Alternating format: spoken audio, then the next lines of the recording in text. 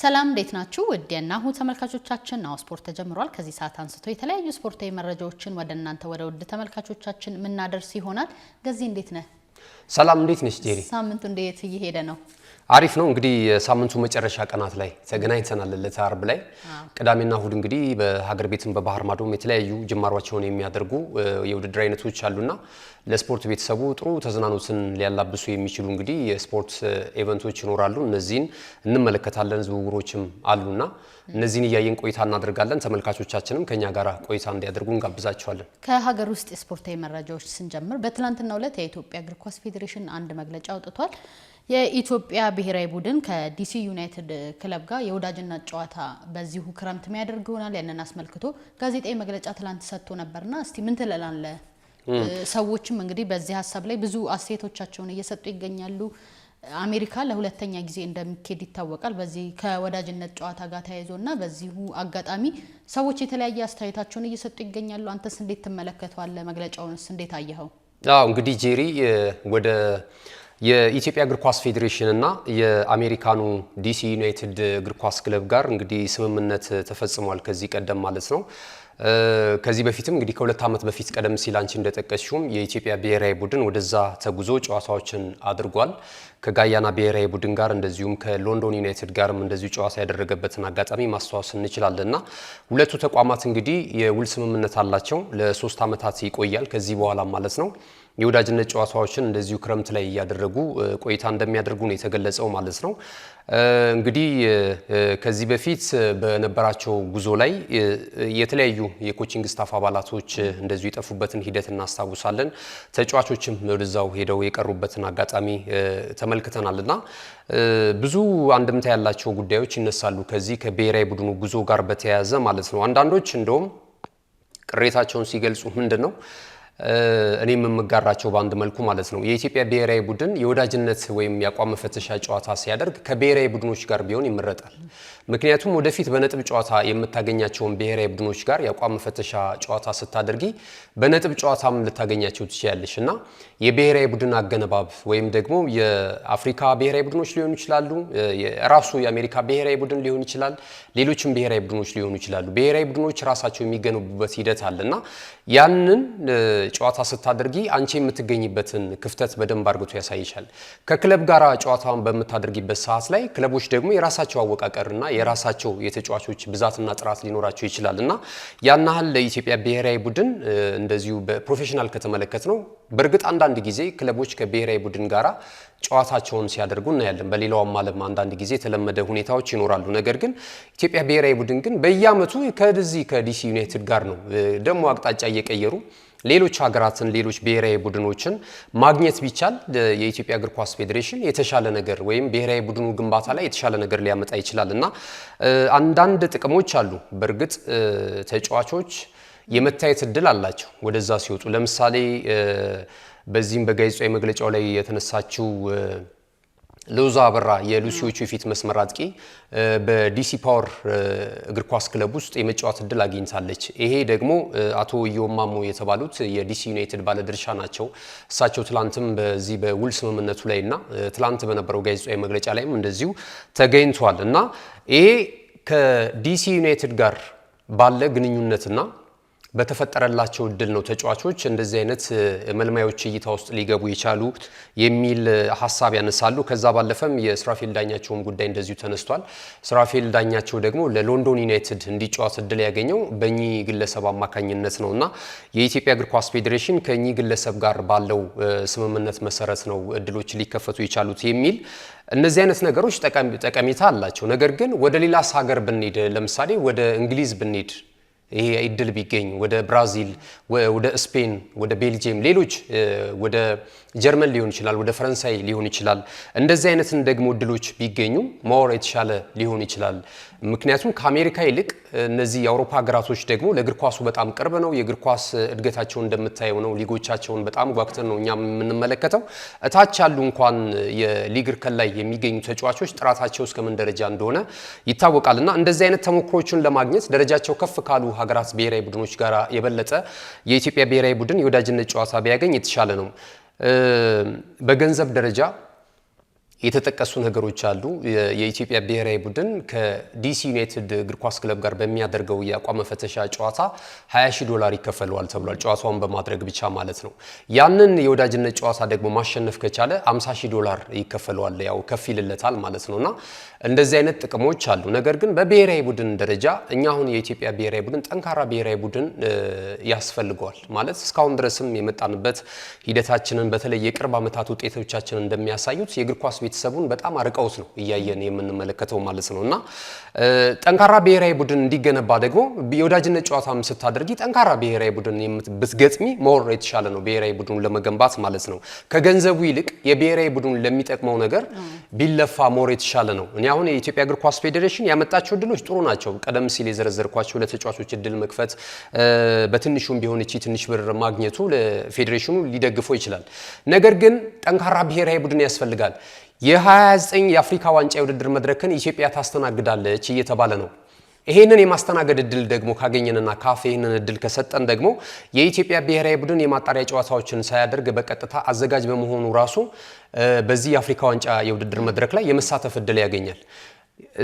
አዘጋጅ ሆነሽ ከመጀመሪያው የምድብ ጨዋታ ከምድብ የምትሰናበቺ ከሆነ ራሱ ዝግጅቱን ያደበዝዘዋል። እንደምናየው በሌላ ሀገራት አዘጋጅ ሀገራቶች ቶሎ ብለው የሚወጡ ከሆነ ከውድድር በጣም ቀዝቃዛ ነው የሚሆነው። ደጋፊዎች ክለባቸው ወይም ደግሞ ብሔራዊ ቡድናቸው ሲጫወት ነው ሙሉ ለሙሉ ስቴዲየም ገብቶ የመመልከት ነገሩ ያለውና በጊዜው ከውድድሩ ውጭ ከሆነ ኢትዮጵያ ብሔራዊ ቡድን ይሄ ነገር ያጋጥማልና በአጠቃላይ ግን ገዜ ለማንሳት የፈለግነው ያው ተጫዋቾችም የመጥፋት የቴክኒክ ኮሚቴ በአጠቃላይ ደግሞ የቡድኑ አባላት የመጥፋት ነገር ይታያልና ሰዎችም ከዚህ ጋር ተያይዞ ቅሬታቸውን እያሰሙ ነው ያሉትና እሱንስ እንዴት ተመለከቷል? በአሁኑስ ይሄ ነገር አይፈጠርም ወይ? ይሄ ነገር ታስቦበታል ወይ? መግለጫው ላይ እንዴት ነበር? ያው እንግዲህ ብዙ ጊዜ እንደሚሉት ነው ብዙ ባለሙያዎች ጠፍተዋል። ከዚህ በፊት የነ ቴክኒካል ዳይሬክተር የነበሩትን ማስተዋወስ እንችላለን። ጠፍቷል። ፍራንኮ ቴድሮስ ፍራንኮ እንደዚሁ ደግሞ ማን ገብረ ማርያም እንደዚሁ ጠፍቷል። ዳንኤል ገብረ ማርያም የኢትዮጵያ ብሔራዊ ቡድንን በጊዜያዊነት ይዘው እንደነበር እናስታውሳለን። ለአጭር ጊዜም ቢሆን አሰልጣኝ ውበቱ አባተ ከመምጣቱ በፊት ማለት ነውና እንደዚህ አይነት ጉዳዮችን እያየን ነው የምንገኘው። ባለሙያዎች ይጠፋሉ፣ ተጫዋቾች ይጠፋሉ። ተጫዋቾች እንኳን ይጠፋሉ ብዬ አላስብም። ምክንያቱም ከአንዳንድ እንደው በጣም ጥረት የሚያደርጉ ተጫዋቾች ካልሆኑ በስተቀረ ከሀገር ቤት ወጥተው የሚያጫውት ብቃት አላቸው ብዬ አላምንም። ምክንያቱም ሊጋችን እንደምታውቂው እንቅልፍ የሚያስይዝ ነው። የሚረጨው ገንዘብ እጅግ በጣም ከፍተኛ ነው። ነገር ግን በዛ መጠን ነው ወይ ተጫዋቾቻችን ደግሞ ለእግር ኳስ ቤተሰቡ ተጨንቀው አዲስ ነገር ፈጥረው በየአመቱ በአዳዲስ የውድድር አመት አዲስ ነገር ለማሳየት ይጥራሉ ወይ? አሰልጣኞችስ እንደዚህ አይነት ብቃት አላቸው ወይ? እንደዚህ አይነት ስልጠናን ይሰጣሉ ወይ? የኢትዮጵያ ፕሪሚየር ሊግ ክለብ አሰልጣኞች ብለሽ ስታስቢ እዚህ ግባ የሚባል አይደለም። የሚከፈለው ገንዘብ ደግሞ በእርግጠኝነት ከዚህ የተሻለ ገንዘብ ያገኛሉ ብዬ አላስብም። ምክንያቱም ሌሎች ደላሎች ወይ አሰልጣኞች የክለብ አመራሮች ምናምን ሊቀራመቷቸው ይችላል። እኛ ግን እዚህ የምንመለከተው ነገር ምንድነው? አንድ ተጫዋች እስከ ግማሽ ሚሊዮን ብር ድረስ በወር እንደሚያገኝ ከፍተኛው ማለት ነው። እስከ እንደውም 613 ሺህ ብር ድረስ የደረሰበትን አጋጣሚ እናስታውሳለን። ከዚህ በፊት በህይወት ያጣነው አለልኝ ነበር። እንግዲህ ከፍተኛ ተከፋይ የባህር ዳር ከተማው ወጣቱ ተጫዋች ነበር ከፍተኛ ተከፋይ የነበረው ማለት ነውና ያን አይነት ነገር እንመለከታለን። ከዚህ ወጥቶ በሌላ ሊግ ላይ የመጫወት አንዳንድ ተጫዋቾች ካልሆነ በስተቀር ያ አቅም አላቸው ብዬ አላስብም። እዚህ የሚከፈለውም ገንዘብ ጥሩ ስለሆነ ተጫዋቾች የመጥፋት ፍላጎት እንኳን ያላቸው አይመስለኝም። ነገር ግን የኮቺንግ ስታፍ አባላቶች ከዚህ በፊት ፌዴሬሽኑ ላይ እንደ አሜት ሲቀርቡ በማስረጃ ያላረጋገጥናቸው ነገር ግን በሩመር ደረጃ ሲነሱ የነበሩ ቅሬታዎች አሉ። ሌሎች ማይመለከታቸው ሰዎች ቪዛ እየተሰጣቸው ይሄዳሉ የሚል ሲነሳባቸው ነበር ፌዴሬሽኑ ላይ ማለት ነው። ይሄ እንግዲህ የሚመለከተው አካል ተከታትሎ ማጣራት ያለበት ይመስለኛል። እነዚህን ነገሮች እንዳይደገሙና ባለሙያዎች እንዳይጠፉ ጥንቃቄ ለማድረግ ዝግጅት ስለማድረጉ ነው የኢትዮጵያ እግር ኳስ ፌዴሬሽን ትላንት በጋዜጣዊ መግለጫው ላይ እንግዲህ ከሚዲያ አካላትም ጥያቄ ቀርቦለት ስለነበረ ይህንን የኢትዮጵያ እግር ኳስ ፌዴሬሽን የጽህፈት ቤት ኃላፊ አቶ ባህሩ ጥላሁን አስረግጠው ተናግረዋል። ለዚህ ቅድመ ዝግጅት ማድረጋቸውንና ጨዋታውንና የወዳጅነት ጨዋታውን ብቻ ታርጌት ያደረጉ ስፖርተኞች እንደሚጓዙ ነው ይህንን ሀሳብ የገለጹት ማለት ነውና ጥሩ ነው። ነገር ግን አንዳንድ ነገሮች ግን መታየት ያለባቸው ይመስለኛል። ወደ ሌሎች ሀገራዊ ስፖርታዊ መረጃዎች ስናልፍ 35ኛው የኢትዮጵያ ፕሪሚየር ሊግ በነገው ዕለት ጨዋታዎች የሚጀመሩ ይሆናል። ኢትዮጵያ ቡና ከቅዱስ ጊዮርጊስ እንዲሁም ደግሞ ኢትዮጵያ መድን ከሀዲያ ሆሳዕና ጨዋታቸውን ያደርጋሉ ማለት ነው። ነገ ቅዳሜ ወልዋሎ አዲግራት እንዲሁም ደግሞ ከመቀሌ ሰባ እንደርታ፣ መቻል ከኢትዮ ኤሌክትሪክ፣ ፋሲል ከነማ ከአዳማ ከተማ፣ ኢትዮጵያ ንግድ ባንክ ከወላይታ ዲቻ እሁድ ጨዋታቸውን የሚያደርጉ ይሆናል። ባህር ዳር ከተማ ከሐዋሳ ከተማ፣ ሲዳማ ቡና ከአርባ ምንጭ ከተማ ሰኞ ዕለት ጨዋታቸውን ያደርጋሉ። ድሬዳዋ ከተማ ከስሁል ሽረ ደግሞ ማክሰኞ ዕለት ጨዋታቸውን የሚያደርጉ ይሆናል። 35ኛው የኢትዮጵያ ፕሪሚየር ሊግ ጨዋታዎችን እንዴት ተመለከተዋል? እንዲሁም ደግሞ ላለመውረድ የሚደረጉ ትንቅንቆች ይኖራሉ ተብሎ ይጠበቃል። ምክንያቱም ከዚህ ሳምንት በኋላ አንድ ሳምንት ጊዜ ብቻ ነው የሚቀረው። ሊግ ሼር ካምፓኒውም ይህንን ነገር ለማስቀረት ይመስላል አንዳንድ ጨዋታዎችን በተመሳሳይ ሰዓት በተለያየ ቦታ ጨዋታዎችን ለማድረግ ወስኗል ማለት ነው። ጥሩ ጅማሮ ነው ልንለው እንችላለን። ምክንያቱም የኢትዮጵያ ፕሪሚየር ሊግ ከመላቀቅ ጋር ተያይዞ ከጨዋታዎች መላቀቅ ጋር ተያይዞ ብዙ ጊዜ ሲታም ይሰማልና ይህንን ጭምጭምታዎች ለመቀነስ ይመስላል ሊግ ሼር ካምፓኒው እንደዚህ አይነት እርምጃ እየወሰደ ያለውና በአጠቃላይ 35ኛው የኢትዮጵያ ፕሪሚየር ሊግን እንዲሁም ደግሞ ከመላቀቅ ጋር ተያይዞ የሚነሱ ጭምጭምታዎችን እንዴት ተመለከተዋል? ያው እንግዲህ ጄሪ የኢትዮጵያ ፕሪሚየር ሊግ ወሳኝ ምዕራፍ ላይ ደርሷል ሲባል ያው ብዙ ጊዜ ለሊጉ የዋንጫ ክብር ለማንሳት ነበረ ከፍተኛ ፍልሚያ የሚደረገው ከዚህ ቀደም ማለት ነውና አሁን ግን በዘንድሮ ዓመት ከፕሪሚየር ሊጉ የሚወርዱ ክለቦች 4 መሆናቸውን ተከትሎ እንግዲህ ከሻምፒዮናው ፍክክር ይልቅ ላለመውረድ የሚደረገው ትንቅንቅ የእግር ኳስ ቤተሰቡን ቀልብ ይዟል ማለት ይቻላልና ትላንት የተደረጉ የ34ኛ ሳምንት መርሃ ግብር የመጨረሻ ጨዋታዎች ነበሩ። ሲዳማ ቡና ከድሬዳዋ ከተማ ጋር ያደረጉት ጨዋታ አንዳቻ በሆነ ውጤት ተጠናቋል። አስቀድሞ እንግዲህ ድሬዳዋ ከተማ 45ኛው ደቂቃ ላይ ሀቢብ ከማል ፍጹም ቅጣት ምት ጎል አስቆጥሮ 1-0 በሆነ ውጤት ብርቱካናማዎቹ ይመሩ ነበረ። ከዛ በኋላ ደግሞ ከረፍት በኋላ 54ኛው ደቂቃ ላይ ሀብታሙ ታደሰ ጎል አስቆጥሮ ሲዳማ ቡና ከጨዋታው 1 ነጥብ ተጋርቶ ወጥቷልና ድሬዳዋ ከተማም አንደኛው ክለብ ነው ላለመውረድ ከሚታገሉ ክለቦች መካከል አንደኛው ነው። በእርግጥ ትላንትና ነጥብ እንደዚሁ ማግኘቱን ተከትሎ አሁን የሚገኝበትን ደረጃ ወደ 13 ከፍ ማድረግ ችሏል። ይሄ የተሻለ ነው ማለት ይቻላል። 40 ነጥቦች አሉት፣ 3 የግብዳ አለበት ድሬዳዋ ከተማ ማለት ነውና ትላንት ነጥብ ተጋርቷል። ሌላው እንግዲህ አመሻሽ ላይ የተደረገው ጨዋታ ነበረ። በእርግጥ ይሄ ጨዋታ ለሁለቱም ክለቦች ያናህል የሚጠበቅ ነው ለማለት አይቻልም። የመውረድም ስጋት የለባቸውም። ሻምፒዮና መሆንም አይችሉም ማስቀድመው ኢትዮጵያ መድን ስለሆነ ማለት ነው። ትላንት የነበረው ጨዋታ ባህር ዳር ከተማ 4-0 በሆነ ውጤት ድል አድርጓል። ፍጹም አለሙ አስቀድሞ 16ኛው ደቂቃ ላይ ጎል አስቆጥሯል። ወንደሰን በለጠ ደግሞ 49ኛው፣ 64ኛው እና 67ኛው ደቂቃ ላይ 3 ግቦችን ከመረብ በማሳረፍ በጨዋታው ላይ አትሪክ መስራት ችሏል ማለት ነው። የጣና ሞገዶቹ ትላንትና 4-0 በሆነ ውጤት በማሸነፍ ድል ማስመዝገብ ችሏል። የሶስተኝነት ደረጃቸውንም እንደዚሁ ያጠናከሩበትን ውጤት ነው ማስመዝገብ የቻሉት። ትላንት እንግዲህ ድሉን ተከትሎ ባህር ዳር ከተማ ነጥቡን ወደ 51 ከፍ አድርጓል። ሁለተኛ ደረጃ ላይ ከሚገኘው ኢትዮጵያ ቡና እግር ኳስ ክለብ ጋር ያለውን የነጥብ ልዩነት እንደዚሁ ወደ 5 ያጠበበበትን አጋጣሚ ማስመዝገብ ችሏል ማለት ነው። ወደ እንግዲህ ነገ ጅማሯቸውን ወደሚያደርጉት የ35ኛ ሳምንት መርሃ ግብር ጨዋታዎች ስናልፍ ቀደም ሲል እንዳልሽው እንግዲህ ሊግ ሼር ካምፓኒው ፍትሃዊ ውድድር እንዲደረግ ፍትሃዊ ጨዋታዎች እንዲኖሩ በኩል ተመሳሳይ ጊዜ ጨዋታዎች እንዲደረጉ እንግዲህ ውሳኔ አስተላልፏል ማለት ነው። ይሄ እንዳልሽው ከአሜት እና የስፖርት ቤተሰቡ አሁን ችግሩ ምንድነው? እንደዚህ ደግሞ በተመሳሳይ ሰዓት ጨዋታዎች ሲደረጉ ደግሞ ዲኤስቲቪ ሁሉንም ማስተላለፍ አይችልም። አንዱን ወይ አዳማ ወይ ወንጂ ላይ ወይ ደግሞ በቢሾፍቱ ላይ በቅዱስ ጊዮርጊስ እግር ኳስ ስቴዲየም ላይ በሚደረገው ጨዋታ አንደኛውን ነው ማስተላለፍ የሚችለውና እነዚህ ጨዋታዎች ደግሞ በኩል ተመሳሳይ ሰዓት ቢደረጉም በእርግጥ ነጥብ እንዳይጠባበቁ ያደርጋቸዋል። ነገር ግን የስፖርት ቤተሰቡ ደግሞ ይህንን መዳኘት አይችልም። ምናልባት አንዳንድ ፊልሞች እጆቹ ላይ ደርሰውት ካላየ በስተቀረ በዳግም ምልሰታ ካልሆነ በስተቀረ ጨዋታዎቹን ለመመልከት እድል አይሰጥምና መሆናቸው ልክ ነው። በኩል ተመሳሳይ ሰዓት መደረጋቸው ፍትሃዊነትን ለማረጋገጥ አንደኛው መንገድ ሊሆን ይችላል። ነገር ግን ደግሞ እነዚህ ደግሞ ፊልሞች ሁሉም ጨዋታዎች ተቀርተው ደግሞ ለእግር ኳስ ቤተሰቡ በሃይላይት መልክ መድረስ ቢችል ደግሞ የእግር ኳስ ቤተሰቡ ጨዋታዎቹን ገምግሞ የራሱን ውሳኔ የራሱን ምልከታ የሚሰጥበትን እድል የበለጠ ሰፋ ሊያደርግ ይችላል ማለት ነውና እንግዲህ የወንጂ ሁለገብ ስቴዲየምም ለዚሁ ጨዋታ ታቅዷል። ብዙ ትኩረት የሚስቡት ጨዋታዎች እንግዲህ በዕለተ እሁድ ከሚደረጉ ጨዋታዎች መካከል አሁን መቀሌ ሰባ እንደርታ ከወልዋሎ አዲግራት ዩኒቨርሲቲ የሚያደርጉት ጨዋታ ነው። እነዚህ ሁለት ክለቦች እንግዲህ የትግራይ ተወካይ ክለቦች ናቸው። መቀመጫቸው ወደ መቀሌ እንደሆነ ይታወቃልና መቀሌ 70 እንደርታ ነው መትረፍ የሚችለው በቀሩት ጨዋታዎች ላይ። ሁለቱ ኦሬዲ ወልዋሎ አዲግራትና ስሁል ሽሬ መውረዳቸው ተረጋግጧል። አምና ከመጡ ከትግራይ ክለቦች መካከል ሁለቱ ወርደዋል። አንደኛው ደግሞ እንዲሁም አደጋ ላይ ነው የሚገኘውና እንዲሁም ደግሞ በተጨማሪም ኤሌክትሪክም አምና ነው የመጣው እሱም አደጋ ላይ ነው የሚገኘው። ማስገራሚ ሁኔታው ግን አምና የሊጉ ሻምፒዮን የነበረው የኢትዮጵያ ንግድ ባንክም እንዲሁ አደጋ ላይ ነው የሚገኘውና በአጠቃላይ ከ11ኛ ደረጃ ጀምሮ ያሉ ክለቦች አደጋ ላይ ናቸው ማለት ይቻላል። ያው የኢትዮጵያ ፕሪሚየር ሊግ ተሳታፊ ክለቦች ብዙ ጊዜ የሚያስገርሙሽ በአንድ ወቅት የፕሪሚየር ሊግ የዋንጫ ክብር ያነሳሉ። ከዛ በኋላ ግን የወጥነት ችግር ይነሳባቸዋል። ወይ ይፈርሳሉ ወይ ደግሞ ታችታቸውን ሲዳክኑ ነው የምታያቸው ማለት ነው። አብዛኞቹ ተጫዋቾች ህልም የላቸውም። ያው እንደሚታወቀው ብዙ ህልም ያለው ተጫዋች ኢትዮጵያ ውስጥ አለ ለማለት ይቸግራል፣ አንዳንዶቹ ካልሆኑ በስተቀር ማለት ነው። ይሄ የሚታይ ነገር ነው። እንግዲህ ለዘመናት ያየናቸው እኛም ወደዚህ ሚዲያ ከመጣም በኋላ በተደጋጋሚ ያየነው ነገር ነው። ጅማ አባጅፋር ለምሳሌ 2010 የኢትዮጵያ ፕሪሚየር ሊግ ሻምፒዮና ነበረ። አሁን የት አለ ጅማ አባጅፋር? የለም በጭራሽ።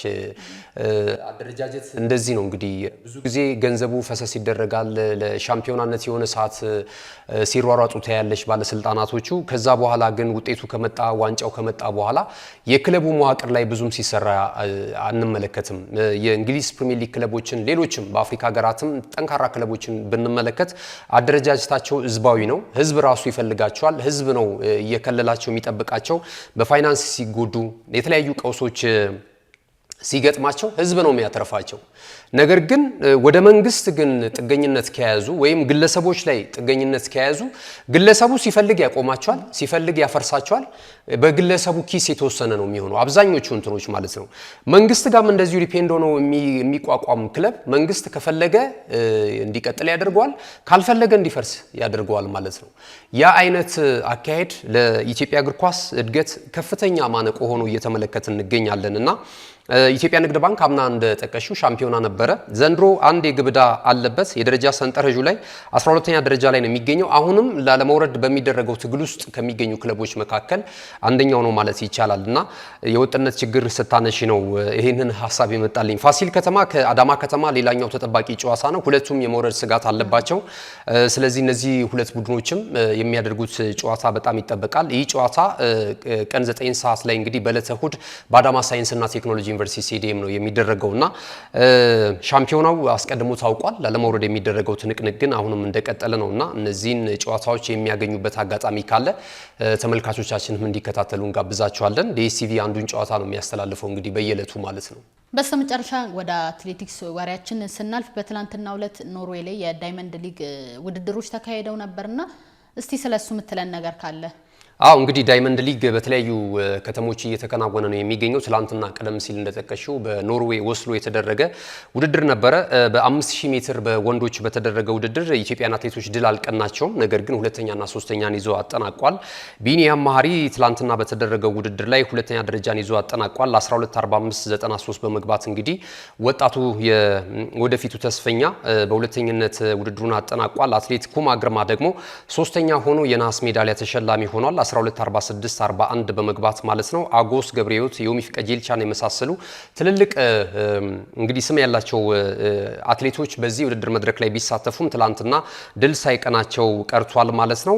አሜሪካዊው አትሌት ነው በትላንትናው የ5000 ሜትር ርቀት ላይ በአሸናፊነት ውድድሩን ያጠናቀቀው ኒኮ ያንግ ይባላል። 12:45:27 በመግባት እንግዲህ በቀዳሚነት የወርቅ ሜዳሊያውን ክብር መጎናጸፍ ችሏል ማለት ነው። በ3000 ሜትርም እንደዚሁ ኢትዮጵያን አትሌቶች በሴቶች ተወዳድረው ነበር፣ ነገር ግን ድል አልቀናቸውም ማለት ነውና ያው ዳይመንድ ሊግ እንደሚታወቀው ከስሙም ግልጽ እንደሆነው እንግዲህ በርካታ ዶላሮችን ለአትሌቶች በሽልማት መልክ የሚበረከትበት የውድድር አይነት ነውና ኢትዮጵያን አትሌቶች እንግዲህ ትላንትና በነበረው ውድድር ድል አልቀናቸውም ማለት ነው። ተመልካቾቻችን የሀገር ውስጥ ስፖርታዊ መረጃዎቻችን ይህንን መስል ነበር። ካፍታ ቆይታ በኋላ ወደ ባህር ማዶ ስፖርታዊ መረጃዎቻችን ምንሻጋገር ይሆናል። አብራችሁን ቆዩ። ካሽጎ በየትኛውም ዓለም ሆነው በማንኛውም ሰዓት ለወገኑ የሚደርሱበት ፈጣን የገንዘብ መላኪያ ተከፈተሎ። ማስተርና ቪዛ ካርዶን በመጠቀም ከ5 እስከ $20,000 የሚልኩበት አዲስ የገንዘብ መላኪያ መንገድ። ካሽጎን ለየት የሚያደርገው የትኛውም የገንዘብ ዝውውር በፍጥነት አገልግሎት ከመስጠቱም ባሻገር ለማንኛውም አገልግሎት ምንም አይነት ክፍያ አለመጠየቁ ነው። በሀገራችን ታሪክ ገንዘብን ከውጪ ወደ ሀገር ቤት በማስተላለፍ በመተግበሪያ መልክ አገልግሎት መስጠት የጀመረው የመጀመሪያው ሀገር በቀል የገንዘብ መላኪያ ዘዴ ካሽጎ ከ4500 በላይ ባሉ የባንክ ቅርንጫፎች አገልግሎት እየሰጠ ይገኛል። ገንዘቦን በሰኮንዶች ልዩነት ውስጥ ይፈልጉ በአካውንቶ ወይንም በእጆ ቆጥረው የሚወስዱበት ልዩ ዘዴ። በቅርቡ ሁሉንም ኢትዮጵያዊ ባለቤት ለማድረግ ጉዞ የጀመረው ካሽጎ ዛሬውኑ መተግበሪያውን በስልኮ ላይ በመጫን የአገልግሎቱ ተጠቃሚ ሆኖ ፍጥነት መለያችን፣ ኢትዮጵያን መክፈቻችን፣ ካሽጎ ነው መላኪያችን። ካሽጎ የአዲሱ ትውልድ ብራንድ። ተመልሰናል ውድ ተመልካቾቻችን። ወደ ባህር ማዶ ስፖርታዊ መረጃዎቻችን ስናልፍ የዓለም ክለቦች ሻምፒዮና ከእሁድ የሚጀመር ይሆናል። 32 ክለቦችን ያሳተፈ ነው ይህ ውድድር የሚሆነው። ላለፉት 4 ዓመታት በሊጋቸው ከፍተኛ ውጤት ያስመዘገቡ ክለቦች ይሳተፉበታል ተብሎ ይጠበቃል። እሁድ ዕለት ይጀምራልና በግብጽ ሀላሊ እንዲሁም ደግሞ በአሜሪካው ኢንተር ሚያሚ ጨዋታ ነው ውድድሩ የሚጀምረው። አሜሪካ ላይ ነው የሚደረገውና እንዴት ተመለከቷል? ሰዎችም በዚህ ውድድር ላይ በርካታ ስቴቶችን እየሰጡ ይገኛሉና እንዴት ተመለከትኩ አንተ? ያው እንግዲህ ውድድሮች እየበዙ ነው። ቀደም ሲል ማይኮፍም ካንቺ ጋር ስናወራ ነበርና ይሄ ደግሞ ለተጫዋቾች ጤንነት እጅግ በጣም እያሳሰበ ይገኛል። በተደጋጋሚ ተጫዋቾች አቅማቸውን አውጥተው እንዳያሳዩ ጉዳት ተደራራቢ ማለት ነው። የጅማት መበጠስ በተለይ ሃምስትሪንግ እየተባለ የሚጠቀሰው የጉዳት አይነት ተጫዋቾችን በተደጋጋሚ ከውድድር አመቱ ውድድር ሲያረቃቸው እየተመለከትን ነበር የምንገኘውና አንደኛው እንግዲህ አሁን የዓለም ክለቦች የፊፋ የክለቦች ሻምፒዮና የውድድር መድረክ የ2025 በነገው ዕለት በሀገር አሜሪካ አስተናጋጅነት እንግዲህ ጅማሮውን ያደርጋል። እስከ $1 ቢሊዮን ነው እንግዲህ በአጠቃላይ በውድድር መድረኩ ላይ ለሚሳተፉ እንደየደረጃቸው በተሳትፎና ጥሎ ማለፉን ሲያልፉና ሲቀላቀሉ ደግሞ እንደዚሁ ኢንሴንቲቭ ከፍ እያለ የሚሄድበትን አጋጣሚ እንዳለ እንግዲህ የፊፋው ፕሬዝዳንት ጂያኒ ኢንፋንቲኖ ከዚህ በፊት ሲገልጹ እንደነበረ ይታወሳልና ውድድሩ ላይ ግን ለመሳተፍ ተመልካቾች የተዘጋጀው ራሱ ቲኬት እንብዛም እንዳልተሸጠ ነበር ሲገለጽ የነበረው ማለት ነው። አዎ ገዜ ትክክል። እንግዲህ ጨዋታዎች ከመደጋገማቸው አኳያ አመታዊ ውድድሩ ከመብዛቱ አኳያ የተመልካች ድርቀትም ይመታዋል ተብሎ ይጠበቃል። ይሄ ውድድር ያው እንደምታውቂው አሜሪካ ላይ ብዙም እግር ኳስ አይዘወተርም። አሁን ግን በአውሮፓ ትልልቅ ስማቸውን እንግዲህ ከፍ ማድረግ የቻሉ ትልልቅ ተጫዋቾች ወደዛ እያመሩ ይገኛሉ።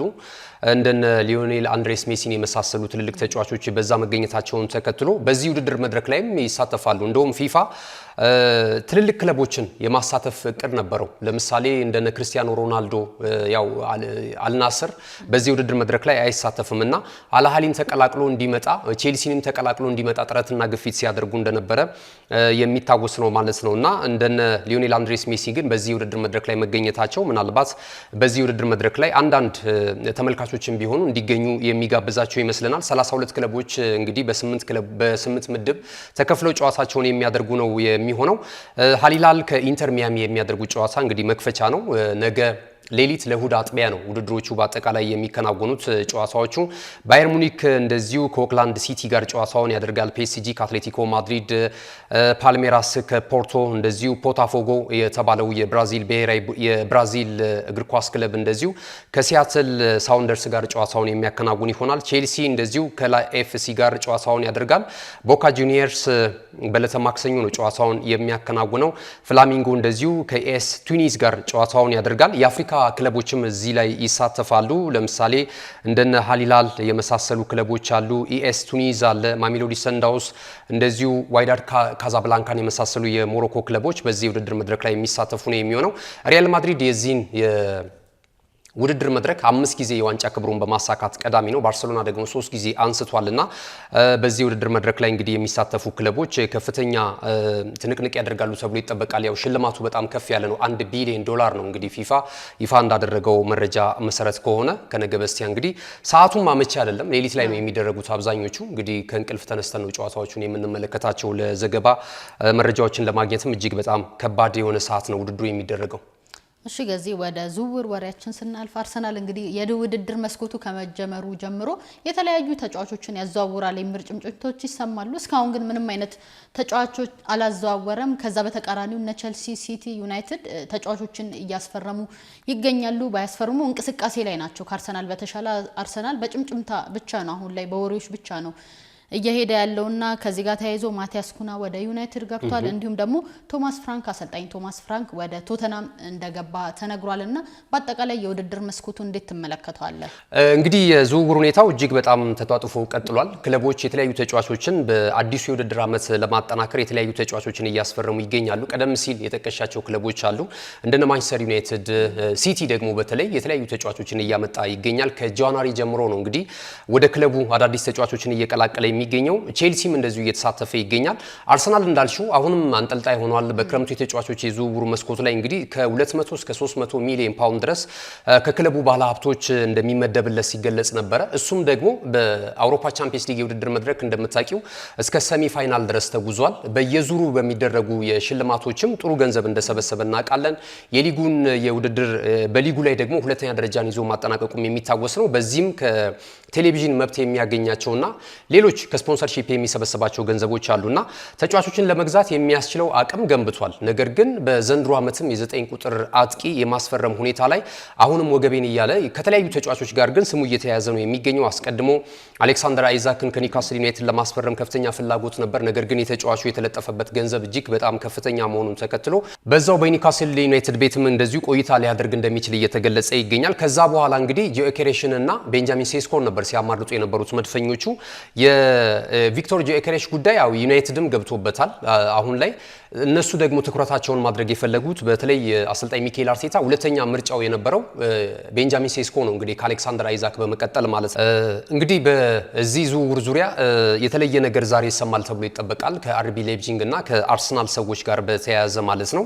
ቤንጃሚን ሴስኮ ግን ወደ አርሰናል የመምጣቱ ነገር ጥሩ ደረጃ ላይ ስለመገኘቱ እየተገለጸ ነው የሚገኘው። ዛሬ ወሳኙ ነገር ለሚዲያ አካላት ይፋ ይሆናል ተብሎ ነው እየተጠበቀ የሚገኘው ማለት ነው። ነገር ግን ቀደም ሲል የማቲያስ ኩና ነገር አንስተሻል። ማቲያስ ኩና እንግዲህ በማንቸስተር ዩናይትድ የፊርማውን አኑሯል። የልጅነት ክለቡ እንደነበረም እንደዚሁ ገልጿል በፊርማ ስነ ስርዓቱ ላይ። በቀጣይ እንግዲህ አዳዲስ ታሪኮችን ከቀይ ሰይጣናቱ ጋር ለመስራት ስለመዘጋጀቱም እየገለጸ ነው የሚገኘው። የሚሆነውን እንመለከታለን። ዩናይትድ በአዲስ ግንባታ ውስጥ ነው የሚገኘው። ትልልቅ ተጫዋቾችን ለማምጣት ፍላጎት አለው። በአውሮፓ የትኛውን መድረክ ላይ ያለመገኘቱን ያለመሳተፉን ተከትሎ ግን ምናልባት በዚህ ላይ ተጽዕኖ ሊያሳድርበት ይችላል እየተባለ ይገኛል። ግን አሁንም በፊት በገነባው ስምና ክብሩ የተለያዩ ተጫዋቾች ምርጫቸው እያደረጉት ነው የሚገኘው። ቀደም ሲል ቶማስ ፍራንክን አንስተሻል። የብሬንትፎርድ ሲቲው አሰልጣኝ እንግዲህ ወደ ሰሜን ለንደኑ ክለብ ቶተንሃም ሆትስፐርስ እንደዚሁ ማምራታቸው ተረጋግጧል። ለሚቀጥሉት 3 የውድድር ዓመታት እንግዲህ በሰሜን ለንደኑ ክለብ እንደሚቆዩ ተገልጿል። ዳኒ ሌቪ ናቸው ሊቀመንበሩ የቶተንሃም ሆትስፐርስ እግር ኳስ ክለብ። እንግዲህ 14 አሰልጣኞችን እሳቸው ወደዚህ ወደ ስልጣን መንበር ከመጡ በኋላ ቶተንሃም ሆትስፐርስ ቀያይሯል። ነገር ግን ትልቅ የሚባል የዋንጫ ክብር ማሳካት አልቻለም። አንጄ ፖስቴኮግሉ ናቸው እንግዲህ የኢሮፓ ሊግ የውድድር መድረክን ባለፈው አሳኩ። እንዳሳኩ ደግሞ ለምን አመጣችሁ ተብለው ተሰናብቷል። እንደዛ ይመስላል አንድምታው። ብዙ ጊዜ ዋንጫ አሰልጣኞች ሲያገኙ የእድሜ መግዣ ሆኖ ቆይታቸውን ሲያራዝምላቸው እንመለከታለን። በቶተንሃም ሆትስፐርስ ቤት ግን በሊጉ ያስመዘገቡት ውጤት በጣም ደካማ ከመሆኑ ጋር ተያይዞ ለአሰልጣኙ እድል አልሰጧቸውም፣ አሰናብቷቸዋል ማለት ነው። ሌሎች ግን የኒኮ ዊሊያምስ ጉዳይ ሲነሳ ነበር። አርሰናል ይህንን ተጫዋች ለማስፈረም ከፍተኛ ጥረት ሲያደርግ ነበረ። አሁን ደግሞ ተጫዋቹ ወደ ጀርመኑ ክለብ ባየር ሙኒክ ለማምራት ፍላጎት እንዳለው እየተገለጸ ይገኛል። ባየር ሙኒክ ሰዎችም እንደዚሁ መልእክት ልኮላቸዋል።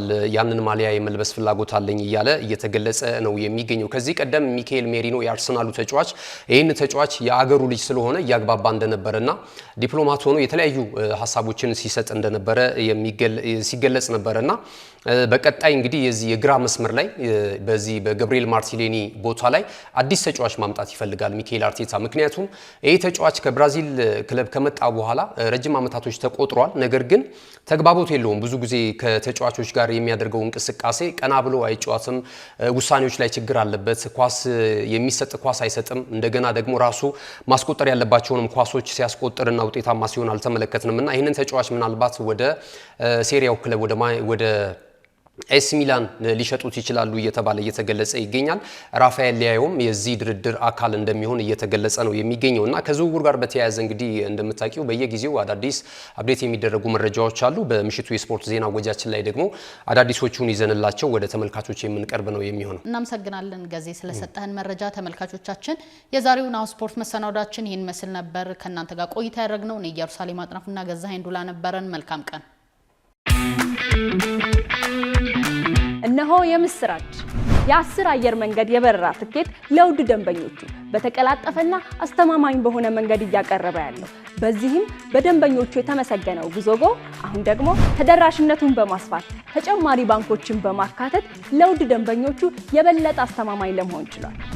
የጉዞጎን አፕሊኬሽን ከአፕ ስቶር ወይም ከፕሌይ ስቶር በማውረድ የመነሻና የመድረሻ ከተማዎትን መርጠው ዋጋ አወዳድረው የሀገር ውስጥም ሆነ ዓለም አቀፍ በረራ ማድረግ ካሰቡ የበረራ ትኬቶን ክፍያ በአቅራቢያው በሚገኙ ባንኮች አንድም በአካል በመሄድ ወይም በኦንላይን የክፍያ አማራጮች ክፍያዎትን በመፈጸም የበረራ ትኬቶን በእጅ ያስገቡ። ከዚህም በተጨማሪ እንደ ሁል ጊዜው ወደ ጉዞጎ የጥሪ ማዕከላችን 7473 በመደወል ከሙሉ የበረራ መረጃ ጋር የ24 ሰዓት የትኬት አገልግሎት ማግኘት እንደሚችሉ ስናበስሮ በታላቅ ደስታ ነው። ለበረራዎ ጉዞጎ።